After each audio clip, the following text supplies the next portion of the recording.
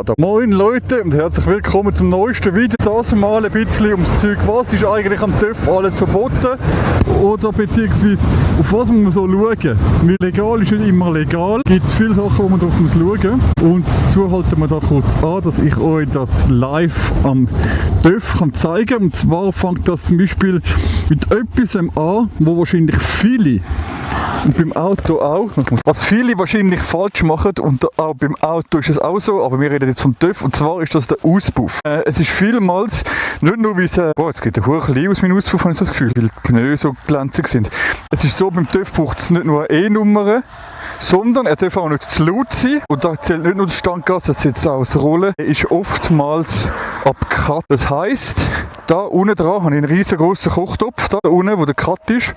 Das heisst, der Auspuff ist irgendwie bis da. Und das ist das Problem, aber das vielmals, dass der krasseste Sound wird eigentlich geschluckt vom DB-Killer unten, oder? Oh, im TÜV kratzt ist. Muss ich mal alles wieder putzen. Nein, eben, und was auch zum Beispiel ganz wichtig ist Kennzeichen halt. Der meine ist jetzt extrem hässlich gesehen, wie weit das dahinter geht. Und da kannst du nicht einfach weg und irgendwie an. Jetzt muss genau den Winkel haben. Genauso wie die Blinker, die dürfen auch nicht einfach irgendwie sein, sondern müssen einen gewissen Abstand haben. Und wir fahren weiter. Die müssen einen gewissen Abstand haben. Genauso wie die Spiegel, die müssen auch einen gewissen Abstand haben. Und bei den Spiegeln ist es wichtig, eine E-Nummer. Oder? So, was passiert, wenn man so Sachen nicht macht? Das Problem ist, es kann von einer Verwarnung über einen Bus bis zu Stillstand vor Ort, bis zu MFK kosten. Du musst alles musst es umändern, musst Papier dazu finden, musst es eintragen lassen.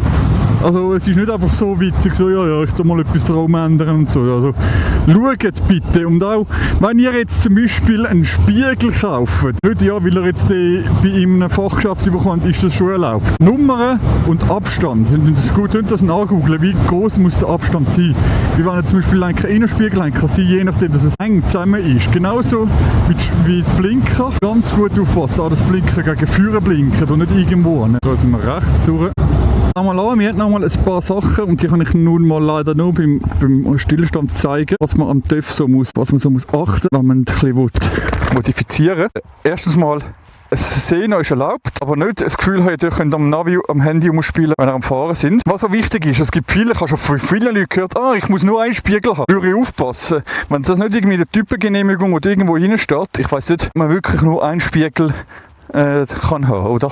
Also schaut das wirklich, dann schaut auch wegen der Lenkerbreite. Ich meine, bei mir ist eigentlich alles Stock, so ist alles Stock. Lenkerbreite muss stimmen, dann wenn ihr da irgendwie andere Griffe macht, dürft ihr nicht irgendwie spitze sein oder irgendetwas. Dann ist es so, wenn ihr den Auspuff Leute macht, das erste Mal, was sowieso verboten ist, der DB-Killer rausnehmen. Da steht zum Beispiel bei mir 74,3 Dezibel bei 43,3. Das heisst, beim Vorbeifahren muss es so laut, dürfen nicht lauter als das, was da drauf steht, sein. Also das ist nicht nur wie es im Ausweis steht, weil im Deutschen steht oftmals im Ausweis wie laut. Und dann könnt ihr wirklich schauen, könnt ihr auch ein bisschen, das hat jetzt nicht mit Verändern am TÜV zu tun, aber könnt ihr ein bisschen beherrschen. Und zwar Standgas, nicht einfach minutenlang den TÜV im Standgas lassen, habe ich jetzt auch abgestellt. Das macht einfach absolut keinen Sinn, dass der läuft. Wheelies, ganz schlimm in der Schweiz. Niemals machen, außer wirklich auf einem abgesperrten Testgelände, aber wo wirklich abgesperrt ist. Das ist sonst ganz schlimm.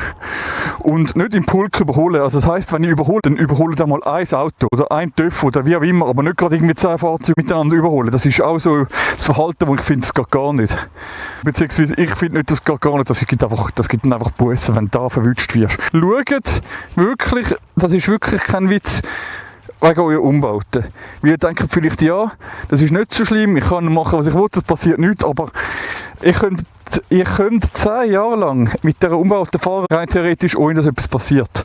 Aber wenn es einmal knallt und irgendetwas ist, dann habt ihr einfach richtig Probleme mit der Versicherung, mit der Polizei, mit allem, wenn ihr vielleicht noch minderjährig seid, mit dem Jugendschutz oder was auch immer. Passt wirklich auf. Genau, so viel zu dem. Leset, wie alt das euer Pneu ist. Weil wenn er nämlich auch zu alt ist, könnt ihr erstens mal beim Vorführen ein Problem bekommen. Oder könnt ihr wirklich ein Problem bekommen, wenn es drauf geschaut wird. Heisst nicht, dass es drauf schaut, aber wenn es drauf schaut. Oder wenn es knallt, wenn es einen Unfall gibt und die sind zu alt, die Pneu. Das gibt einfach dann immer einen Grund, warum das hier geschaut ist. Oder? Nein, sind wirklich ganz vorsichtig mit Umbauten. Tönt euch wirklich lieber 2, 3, 4 Mal absichern. Lieber wirklich euch richtig darüber informieren, ob ihr das machen oder nicht. Weil ihr wisst es selber, die Polizei hat schnell auf die Fahrer abgesehen und eben wie gesagt, wenn es klopft, dann ist einfach scheiße. Auch genau, was auch wichtig ist. Was auch wichtig ist, die ganzen Teile Teile, die ihr habt, schaut, dass die wirklich alle original sind. Also nicht irgendwie so einen Gasgriff wie im Temu oder so kaufen. Weil es kann sein, man geht euer Töpf es bricht gerade ab oder ihr zieht dran und da löst sich der Gaszug oder der Bremszug oder was auch immer.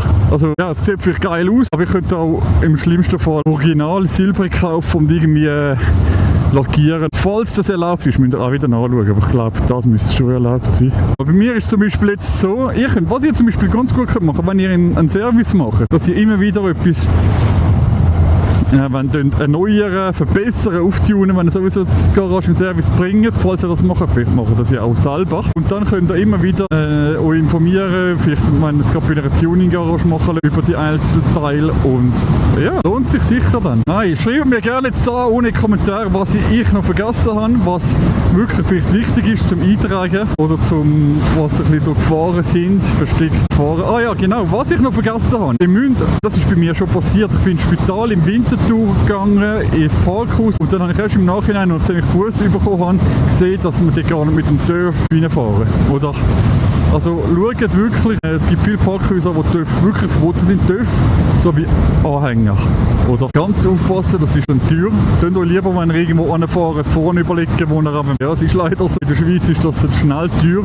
Oder genauso wie irgendwie auf Trottoir parkieren, das würde ich euch jetzt auch nicht empfehlen. Und wenn ihr wirklich laut sein wollt, wenn ihr beschleunigen alles, entweder geht ihr auf die Rennstrecke, das finde ich sowieso das Geilste, die das machen, weil dann könnt ihr Gas gewinnen und es ist sicherer, hast keine Autos, die entgegenkommen, hast keine Bäume, du hast eine riesengroße Auslaufzone, also wenn ihr wirklich Rasen, ich bin nie auf der Rennstrecke gewesen, beziehungsweise mit dem TÜV nie, einmal das Beifahren beim Auto, genau. Und wenn ihr wirklich beschleunigen und alles, normal auf der Strecke, wenn ihr raus beschleunigen wirklich, wenn ihr aus dem Dorf rausgeht, so wie es erlaubt ist. Und wenn ihr ins Dorf reinfahrt, geht ab dem Gas und könnt euch gut verhalten. Und ich finde es einfach, auch wenn ich ein brutaler Freak bin, ich finde es brutal nervig. Wenn ich im Garten bin, dann muss ich nicht extra aufgekühlt wird. Wenn ein lauter TÜV durchfahrt, ist etwas anderes. Wenn eine Halle durchfahrt und das Gefühl, jetzt geht dann gerade die Nachbarschaft zusammen, ist etwas anderes, oder? Und ich würde euch auch empfehlen, das hat jetzt auch nichts mit dem, das ist jetzt noch das Schlusswort, achtet auf eure Geschwindigkeit. Achtet darauf, auf euer Fahrverhalten und auf euer Fahrkönnen. Weil das bringt euch nichts, dass ihr mit der Gruppe mithalten könnt und dass ihr dann irgendwo im Graben liegt. Somit wünsche ich euch einen ganz schönen Morgen, Mittag oder Abend, wenn ihr das Video auch immer gesehen habt. Und bis zum nächsten Mal.